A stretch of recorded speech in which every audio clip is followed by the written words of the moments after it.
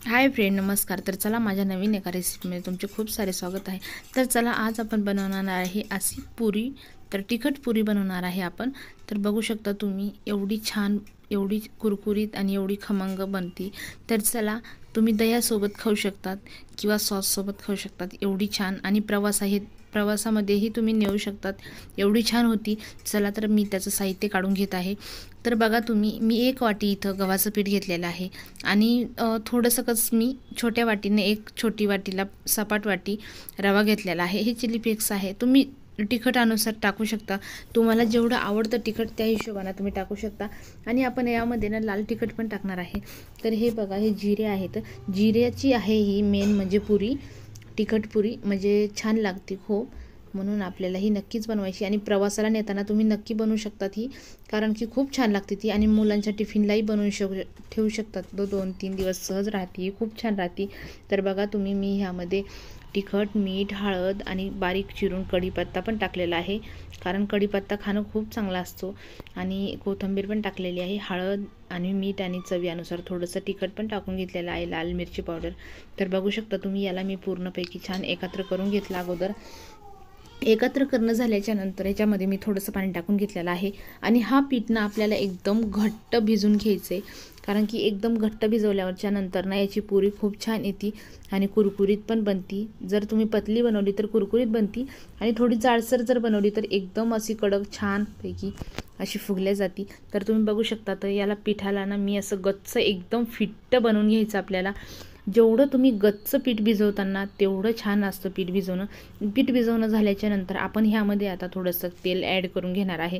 तुम्ही बघू शकता, तेल ॲड केल्याच्या नंतर मी याला एकदम छान भिजून घेतलेलं आहे. आणि मला असं वाटत होतं की थोडा वेळ आपण याला भिजायला ठेवून देऊया. तर बघा तुम्ही, मी परत यामध्ये थोडंसं तेल टाकून घेतलेलं आहे, कारण ह्याला ना जेवढं तेल लागेल ना तेवढी एवढी छान कुरकुरीत खमंग अशी पुरी तयार होती. तर तुम्ही बघू शकता, तर एकदम अशी छान पुरी तयार होती आपली. तर बघा, हे पीठ मस्तपैकी मी असं मस्त मळून घेतलेलं आहे हातावरती. तर बघा, हातावरती जेवढं मळताना तुम्ही तेवढं हाताच्या यानं खूप छान मळलं जातं. तर बघा तुम्ही, याचे गोल गोल गोल गोल आपल्याला ना छोट्या आकाराचे असे गोळे करून घ्यायचे आहेत. पूर्ण गोळे आपले तयार झालेले आहेत, तुम्ही बघू शकतात. आणि हे गोळे तयार झाल्याच्या नंतर आता आपल्याला एक कोळपाट घ्यायचा. कोळपाट बेलण्यावरती ह्याला लाटून घ्यायचं.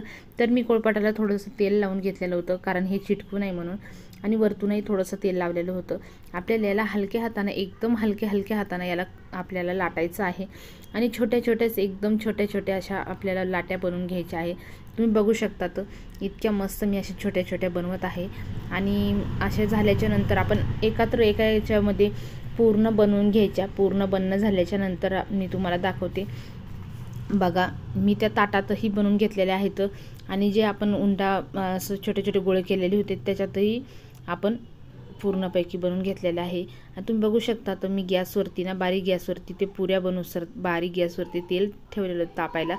जास्त तेल आपल्याला तापायचं नाही, कारण पुरीनं आपल्याला पूर्णपैकी अशी छानपैकी ना ती अशी खुसखुशीत छान तळली पाहिजे. तर असं मला वाटतंय, कारण की कसं होतं, कधी कधी आपण गॅस फास्ट केल्यामुळं तेल तर तापून जातं, पण आपली पुरी जी आहे ना ती वरतून करपल्या जाती आणि आतून कच्चीच राहिल्या जाती. तर मग चला, आपल्याला तसं करायचं नाही, याला कमी गॅसवरती आपल्याला होऊ द्यायचं. तुम्ही बघू शकता, तर इतकी छान पहिली पुरी आपली तळून झालेली आहे. आणि आता आपल्याला हिला काढून घ्यायचं आहे. तर बघा तुम्ही, मी हिला काढून दाखवते तुम्हाला किती छान झालेली आहे.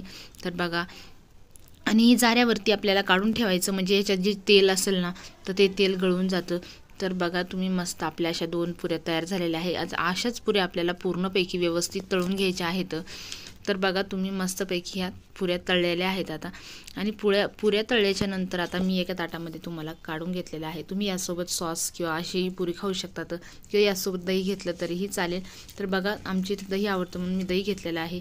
तर चला, आमच्या चॅनलला लाईक करा, सबस्क्राईब करा. आमचे नवनवीन व्हिडिओ बघण्यासाठी तुम्ही आमच्या चॅनलला नक्की सबस्क्राईब करा, कारण की तुम्हाला आमचे नवनवीन व्हिडिओ लवकरात लवकर बघायला भेटतील. तर चला, आणि तुम्हाला माहिती आहे का, आमच्या रेसिपी अशाच खूप छान छान असतात. तर चला, तोपर्यंत बाय बाय.